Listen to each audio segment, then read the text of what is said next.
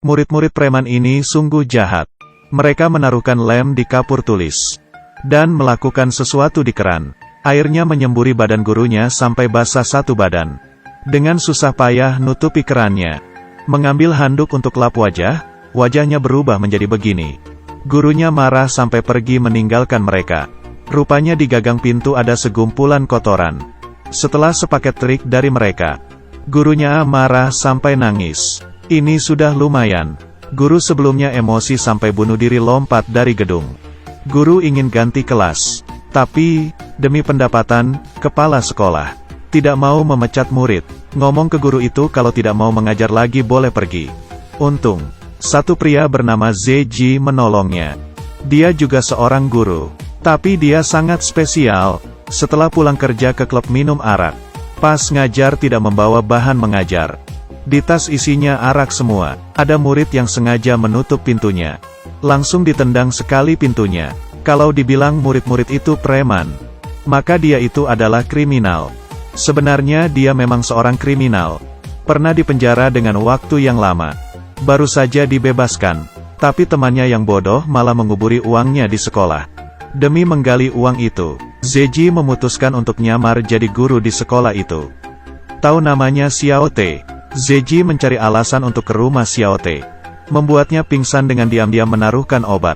Tujuannya adalah mencuri sertifikat guru. Tapi printernya malah rusak. ZJ hanya bisa mengkopinya ke flash disk. Ternyata di hari kedua, Xiao Te dengan bodohnya mengira mereka berdua mabuk kemarin. Dan terjadi hal-hal yang tidak bisa dikatakan. Sibuk meminta maaf dengannya. Ternyata ZJ berkata, meskipun sangat sengsara tapi aku akan kuat. Baiklah aku memaafkanmu. Anak gadis itu tak menyangka begitu mudahnya. Pergi dengan muka canggung. Malam ini, dia disiksa muridnya sampai menangis lagi. Kebetulan teman sasrama datang meminjam komputer. Tanpa sengaja menemukan sertifikat guru yang belum selesai di-print. Di atas masih tertulis tanggal. Xiao Te kepikiran. Dengan cepat ke sekolah mencari data ZJ. Emang betul nilainya sama persis dengan nilai ZJ di sertifikat itu. Hari itu tidak terjadi apa-apa, dia sendiri sudah dibodohi. Dia sangat marah, ingin memberitahukan kepada kepala sekolah. Tapi tiba-tiba kepikir, kenapa gak nyuruh dia aja yang ajari murid-murid preman itu? Dengan begini dia sudah bisa lepas dari lautan siksaan. Dan bisa melihat murid-murid mempermainkan ZJ untuk memuaskan diri. Dan kriminal ini bahkan tidak menganggap murid-murid preman ini. Dengan cepat dia menyetujuinya. Tapi dengan cepat, ZJ sudah harus demi kesepelean sendiri. Membayarinya dengan menyakitkan. Hari pertama ngajar di kelas murid preman. Guru ini sudah sepele. Ingin mengambil absen malah masuk ke jebakan pertama. Dia menahan emosi, duduk memanggil nama satu persatu. Masuk lagi ke jebakan kedua. Dia benar-benar marah. Ingin ke bar untuk menghilangkan emosi. Ternyata, aku marah. Dia adalah seorang kriminal. Dipermainkan murid hingga segitunya. Apakah masih bisa berdiri di sosial ini? Jadinya hari kedua, dia membawa senapan. Melihat sekumpulan murid yang bolos. Dia langsung mengeluarkan senapannya. Menembaki satu persatu. Yang mau lari pun tidak bisa lolos. Murid preman memang bisanya diperlakukan secara keras, tidak bisa secara lembut. Satu persatu balik kelas duduk dengan rapi. Setelah menyelesaikan masalah tentang murid, ZJ bersiap menggali uang yang dikubur di sekolah. Akhirnya tempat dia mengungsi sudah ditarik kembali. Dia tidak tahu harus pergi kemana. Hanya bisa ke rumah Xiao Te untuk meminta bantuan. Xiao Te pada awalnya tidak mau. Tapi dia melihat ZJ mengajari murid bandal sampai sangat baik. Menyetujuinya dengan terpaksa. Syaratnya harus terus mengajari murid bandal itu. Demi ada tempat itenggal, ZJ hanya bisa menurutinya. Tapi cara ngajar kriminal memang sangat keras. Misalnya ada les berenang, ada murid yang tidak mau berenang. Dia langsung mengendonginya lalu lemparkannya ke kolam. Ada yang berkelahi. Dia langsung menekankan kepala orang itu di air. Sampai murid itu meminta maaf. Tapi cara seperti ini, orang tua murid tak setuju. Karena mereka jarang melihat anaknya mengikuti peraturan. Yang tidak menyetujuinya hanyalah guru Xiao Te. Dia merasa tidak perlu menakuti murid dengan kekerasan. Tapi maunya mereka mengikuti dengan tulus dari dalam hati. Jika begitu ketika sudah besar akan sama saja menjadi manusia yang hancur. Zeji pada awalnya tidak mengerti. Sampai saat dia menggali lubang. Mendapatkan satu kapsul waktu. Dibuka. Ternyata punya Xiao Te. Ternyata dia dari dulu udah bercita-cita jadi guru dan sudah terkabul. Zeji membacanya, teringat dengan dirinya. Dia dulu pernah berhayal nanti dewasa mau jadi ilmuwan, pemadam kebakaran. Tapi karena dia anak yatim piatu, gurunya melihat rendah dirinya, sering berkata dirinya tidak berharga, menyebabkan dia putus sekolah, bergelandangan di jalanan. Sampai akhirnya menjadi seorang kriminal. Memikirkannya, dia meminum araknya, dan mabuk hingga tertidur di kelas. Dan ini juga membuat dia memutuskan untuk tidak boleh membiarkan muridnya mengulangi jejak kakinya. Zije mendengar ada murid yang nanti dewasa mau menjadi bandar narkoba. Jadi memohon sama kepala sekolah untuk study tour. Membawa mereka ke satu gedung. Yang tinggal di sana adalah orang-orang yang kecanduan narkoba. Masuk ke dalam langsung mencium aroma yang sungguh bau. Kecoa di mana-mana. Rupa pecandu narkoba itu sudah macam tidak sadar akan semuanya. Murid-murid dulu masih beranggap bandar narkoba adalah hal yang keren. Sekarang sudah sangat terkejut. Selanjutnya Zeji mencari satu siswi. Dia adalah kepala geng di geng siswi. Dia berkata ke siswi itu, "Kali ini nilai ujianmu paling tinggi." Anak gadis itu tidak percaya, katanya nilai matematikanya sangat hancur. Tapi Zeji berkata, "Karena otakmu terlalu pintar jadi tidak merasa tertantang. Orang pintar memang seperti itu." Dia mengira dirinya hanya bisa melakukan hal yang rendahan. Mendengar IQ sendiri sangat tinggi. Senang hingga tidak bisa berkata. Mulai mencari murid-murid prestasi untuk belajar bersama. Tidak hanya begitu, Zeji juga menemukan ada murid yang berbakat di drama. Jadi mengenalinya ke ekstrakurikuler drama. Berhasil menjadi pemeran utama. Murid-murid bandel sedikit demi sedikit berubah. Dan Zeji di penilaian guru yang diadakan setahun sekali. Menjadi guru yang paling populer.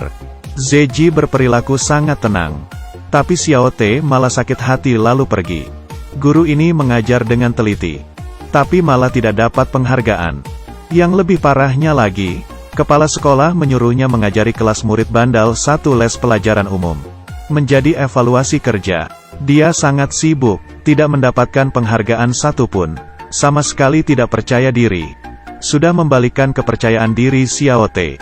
Zeji mengajaknya menggambar di kereta api. Awalnya Xiao Te kira ini study tour. Coretannya sangat cantik. Pada akhirnya polisi datang. Dia baru sadar dia sedang membuat hal jahat.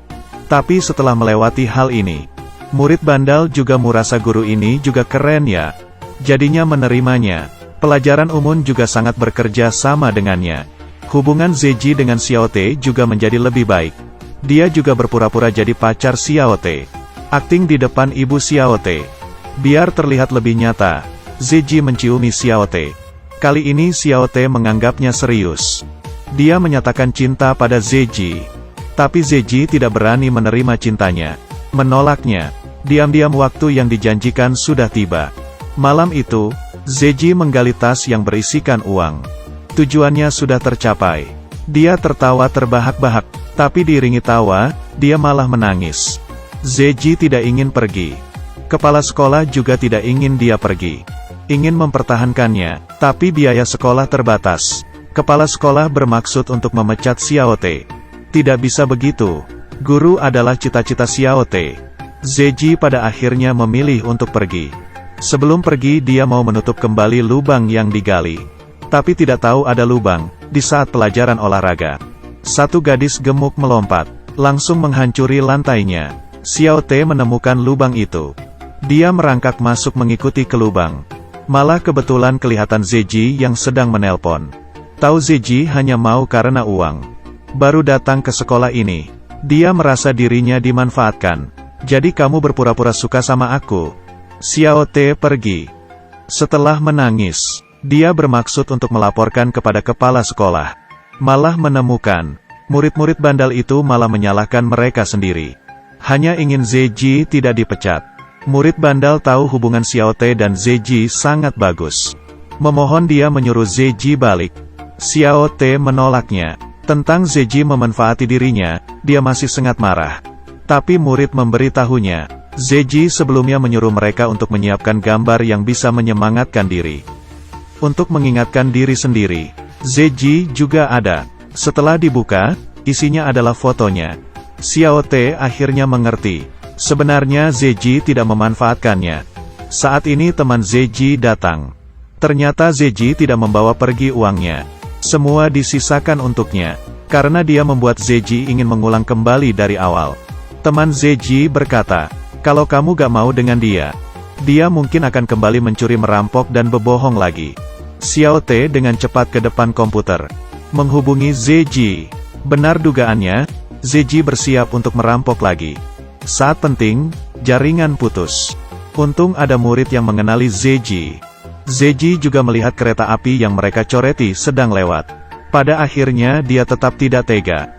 Meninggalkan temannya lalu pergi. Dia datang ke rumah Xiao Te, memberinya hadiah. Isinya asalah sebuah gaun. Dan ada sepucuk surat cinta. Tertulis 3 pilihan. Mau, tidak mau, mungkin. Ternyata Xiao Te selain ingin menjadi guru, juga ingin orang menulisinya surat cinta yang memiliki 3 pilihan. Zeji tidak melupakan itu. Mereka ke sekolah. Kepala sekolah saat itu sedang mengoreksi kertas ujian murid bandal. Perubahan murid bandal membuatnya sangat terkejut. Dia memutuskan, bagaimanapun harus mempertahankan Zeji. Zeji akhirnya menjadi seorang guru. Dia bukan hanya mengajari murid, tetapi juga mengajari dirinya sendiri. Orang yang bandal, jahat, tidak memiliki pekerjaan yang bagus setelah kembali ke jalan yang benar.